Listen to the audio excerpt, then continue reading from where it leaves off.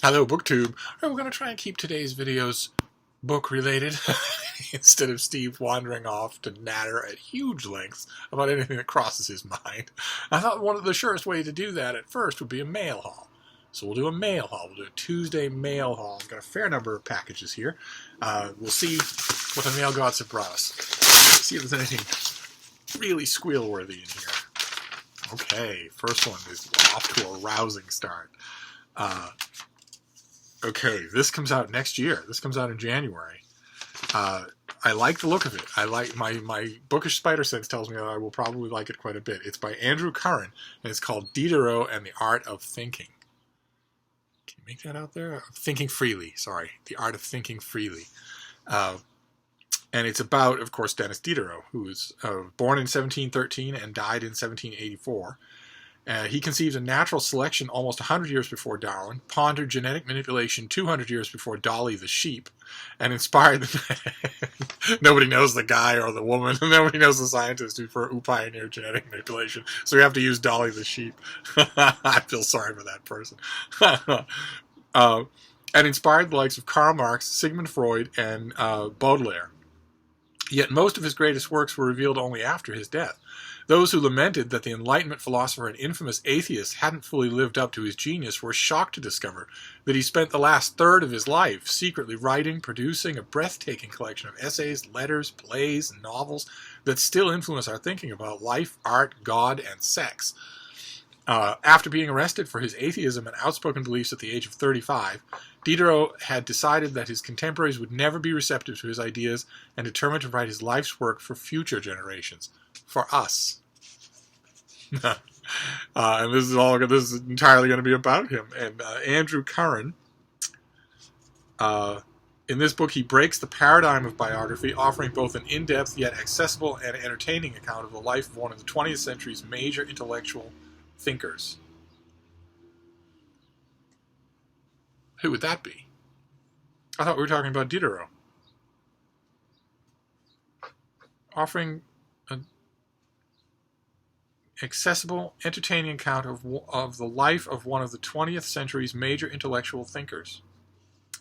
At a moment when we are once again confronting the major questions of freedom, global responsibility, and human authenticity in a fractious and technology-driven world, this book follows the passionate, stubborn, and heretical philosopher from a Newton-influenced, politically charged world of his birth through his contradictory... Okay, that must just be a mistake, then. They must have meant in the 20th century. Okay.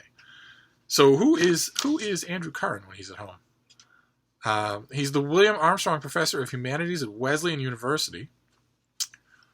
And his major publications include an edited volume called The Faces of Monstrosity in 18th Century English Thought, and two books, Sublime Disorder, which is subtitled Physical Monstrosity in Diderot's Universe, and The Anatomy of Blackness, Science and Slavery in the Age of Enlightenment. Okay, so he's an Enlightenment scholar. And he's written before about Diderot. Okay, and he's won a slew of awards. All right, great. Fantastic. It doesn't come out until next year, so it goes on the back burner. And it makes me wonder, of course, what kind of a biography year 2019 will be.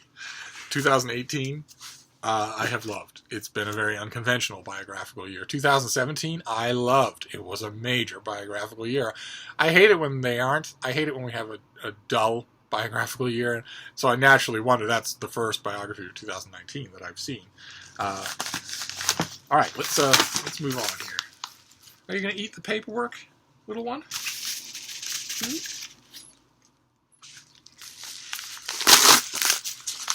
Let's see here. Oh my. Oh, very nice. Okay, this comes out in mid-September. And it's by Seth Jones, and it's the thing that I was mentioning just the other day that I can't get enough of. This is A Covert Action, Reagan, the CIA, and the Cold War Struggle in Poland. So this is going to be another sliver history of the Reagan administration, as more and more historians turn towards the Reagan administration and dig into it. And that's great. I want more and more of that. Let's see here. The debate over how and how much Russia interfered in the 2016 presidential election in the United States has reawakened memories of the Cold War, a time when America itself was deeply involved in the ideological wars against Moscow that were the hallmark of the era. This book is a dramatic, untold story of one of the CIA's most successful intelligence operations, and a reminder that the stakes are just as high now as they were when Europe was split into East and West. In this book, national security analyst and counterterrorism expert Seth Jones tells the dramatic story of the CIA's secret mission to help liberate Poland from Soviet domination. Codenamed QR Helpful, the program helped the democratic movement in Poland wage an information campaign against the Soviet-backed government. Unlike the far more controversial programs in Afghanistan and Central America, this operation would succeed without providing weapons or participating in any military action. What's that sound? Can you hear that sound in the background? That's my surly houseboy making his gloppy smoothie. He doesn't eat solid food anymore. He has smoothies only. His teeth are rotting out of his head because he doesn't use them anymore. Wow, so this is going to be all about that, and this must be using recently revealed information. It must be.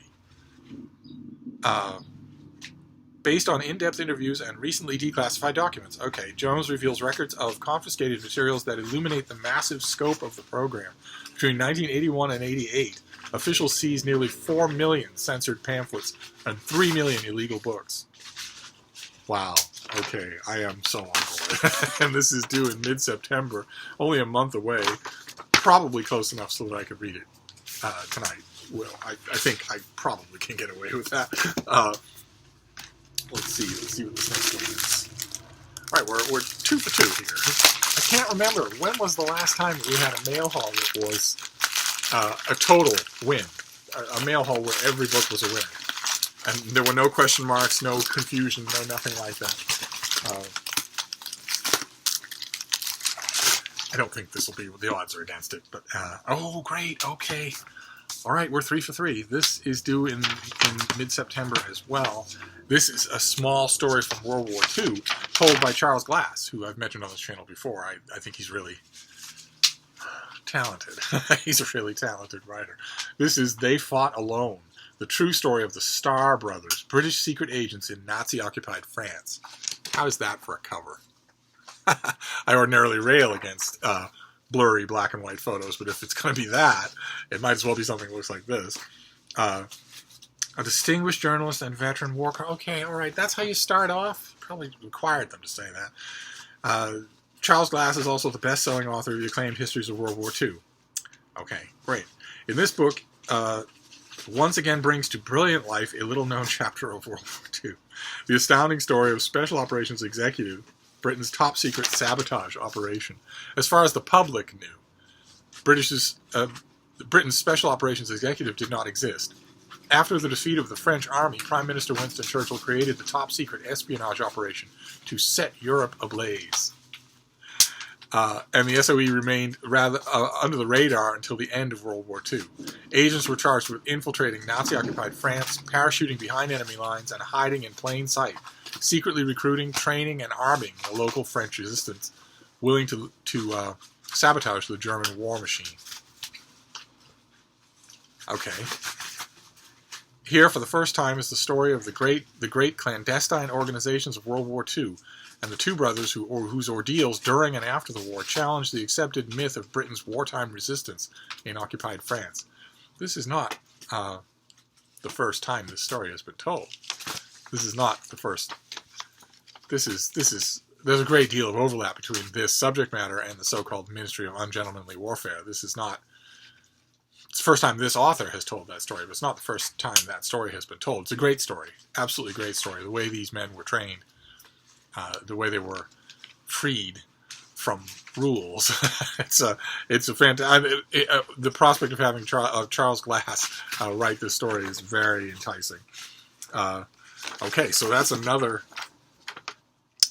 Okay, great, fantastic. That's another small-scale history. And that's 3 in a row.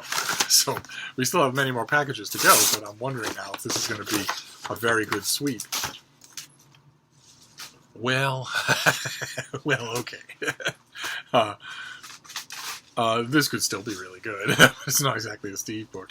It doesn't have a pub sheet, I guess, because the publicist is thinking it doesn't really need one. This is a romance from Berkeley, from the folks at Berkeley. This is by Alexa Martin, and this is Intercepted. And it's a football, so I think that's telegraphing what we're going to get. Marley thought she scored the man of her dreams only to be scorched by a bad breakup. But there's a new player on the horizon, and he's in a league of his own. Marley Harper is the perfect girlfriend. She's definitely had enough practice by dating her NFL star boyfriend for the last 10 years. So she's not the perfect girlfriend. She's right there. She's dated him for 10 years. She's not the perfect girlfriend. She's the perfect something else. But when she discovers he has been tackling other women on the sly, she vows to never date an athlete again. There's just one problem. Gavin Pope, the new hotshot quarterback and a fling from the past, has Marley in his sights. Okay. All right. Well, there are enough things in that description to make me wonder, but it couldn't have been Steve Books all the way through. I mean, that would never happen. Let's just finish things up here. Let's see here. No boxes this time around, but let's see what this next one is. Oh, okay. All right. This is Hideo Yokoyama.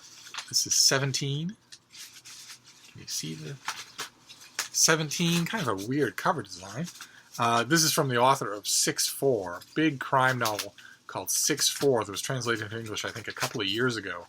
I read it in the advanced copy, and I read the finished copy, and then I reread it because it was one of those books where every instinct you have tells you that you should love it, and instead, not only do you not love it, but you don't hate it either. No passions are exercised, so that you just feel like something went wrong, and I did. I still feel about 6-4 that something went wrong. All of my instincts told me I would love it, and it just sat there for me. So I don't know if it was the translator or if my instincts were, God forbid, wrong. But let's see what this one is. This one's out in November, and it is unlike anything else that springs readily to mind in the thriller crime genre with which Yokoyama is most often associated. Where most thrillers are swift and full of jolts, 17 is patient and methodical, its tensions building as its intricate architecture takes shape piece by piece. That happened in 6-4 as well. It very much, that's a good way to put it, it very much was unconventional for a thriller. It was boggy and foggy and... Okay, that's interesting. I wish that somebody that I'd been smart enough to think that up. When I read 6-4, I don't know that I even have a copy of it anymore. But that's all right. We'll concentrate on this book. There is also no crime at the center of this novel. Instead, we have the real-life disaster of Japan Airlines Flight 123, a commercial flight that crashed into a remote mountain range in 1985. Flight 123 remains the single deadliest disaster in aviation history. But in this novel, the action of the catastrophe occurs off-stage. I tell you, this author, he's playing a game of his own. Yokoyama's focus is instead on the newsroom of a modest local newspaper who find themselves tasked with covering a disaster of almost incomprehensible proportions. 17's protagonist is Yuki, a reporter for the North Kanto Times, who we see from two alternating points in time. The fateful week in 1985 during which he was called on to serve as his paper's crash desk chief, and a distant day, 17 years later, in which he fulfills a promise he made during that earlier time. His story is one of navigating not only a global catastrophe, but also the labyrinthine politics and power struggles of a divided newsroom, and still more challenging interior terrain. So this is not a thriller at all. It sounds like it's going to be as sui generis as 6-4 was. Oh, this makes me want to read 6-4 for an unprecedented fourth time. Okay, so, and this is also a deeply personal novel. On the scene of the real-life Flight 123 in 1985 was a young reporter named Hideo Yokoyama. And it was that experience that led him to quit the newspaper industry and begin first experimenting with fiction. Okay, all right. So this comes out in September like all these others, and I'm right on it. No, wait. No, November. It comes out in November. I'm right on it. How intriguing! How utterly intriguing. So you won't call it a thriller then, because it doesn't even have a crime. It has a catastrophe. So this is just a novel. Nothing just about it, but it makes me more and more curious about 6-4. I should find a copy of that book, if I don't have one, and go at it again. Because I'm now thinking that I did the author a disservice somehow. That I wasn't one of the. It's a rare instance. Usually, if a book fails me, I know why. It's not me. But this is one of those instances where I'm thinking that I failed the book. So, okay. I think we saw an advanced copy of this. This is a paperback original. Comes out any day now. This is The Faded Sky by Mary Robinette Kowal. The sequel to The Calculating Stars. Is that what it was? Yeah, The Calculating Stars was the first one in the series. It's an alternate universe space adventure. I don't know how much... perfect for fans of the hit movie and book Hidden Figures. Oh. If you haven't seen the movie Hidden Figures, you should see it.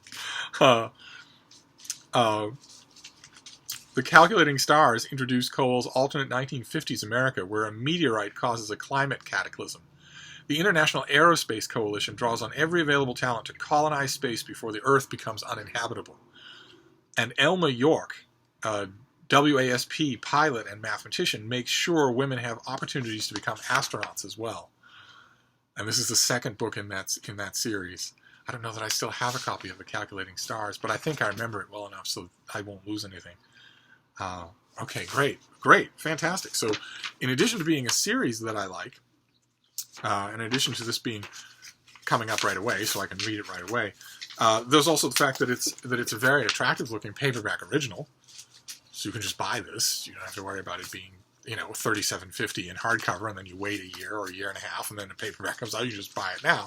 And also, it's from Tor. It's a science fiction title from the greatest science fiction publisher of them all. And that I mentioned last time that happened, that it seems like I am slowly creeping onto some of their mailing lists, which is fine by me. And then we've got this last one, and then we'll be done. This is immensely heavy. It's probably a finished copy of something quite big. And that will do it for the mail. I'm pretty sure there isn't anything else. Oh no, it's 2 copies. It's 2. What have we got here? Okay, so what is this first one? Oh no. I mean, oh, how interesting. Okay, it's not a slim volume of poetry. It's a thick volume of poetry. Okay.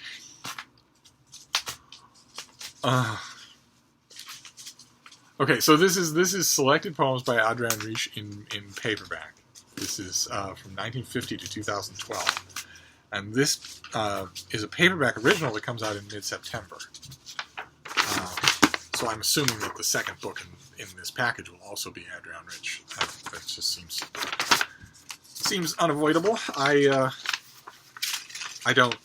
have read so much of this author's poetry, and I don't get it at all. I don't like it at all. There's nothing in it that's good or memorable or eloquent or intelligent. So is this hardcover is going to be maybe a big volume, a new volume of poetry?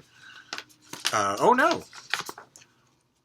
Okay, this comes out in late August, and it's actually a collection of essays. I've never read prose by this author.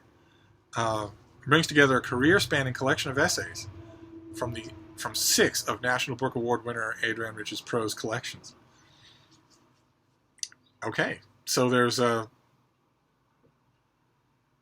ton of essays here. There's mostly essays on poetry. Emily Dickinson. There's something on Jane Eyre. There'll be a lot of stuff in here that I haven't read. Because my complete disconnect with this author's poetry would probably lead me to skip her critical essays if I encountered them somewhere else. So this is not like the case of an author where I've been slowly mentally collecting their essays in my head, and I'm glad to have the finished copy. Instead, this will be mostly new terrain to me, and that's great. So what have we got here? Can we have a table of contents? Jane Eyre, Emily Dickinson.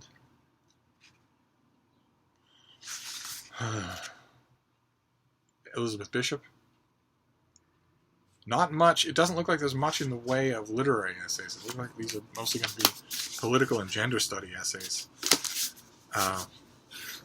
Okay, so that's how we end it here. Let's see if we can build a pile here. This is the Essential Essays by Adrian Rich. Then A Covert Action, Reagan counterintelligence operatives in Cold War Poland. They Fought Alone by Charles Glass, about British Secret Service operations behind enemy lines in occupied France. Then Diderot and the Art of Thinking Freely, about Denis Diderot. Then we have a selected poems volume by Adrian Rich, The Faded Sky, second volume in a series that I have liked quite a bit. We have Intercepted by Marley Martin, and sorry, the book objected because it's by Alexa Martin. Marley is the name of the character.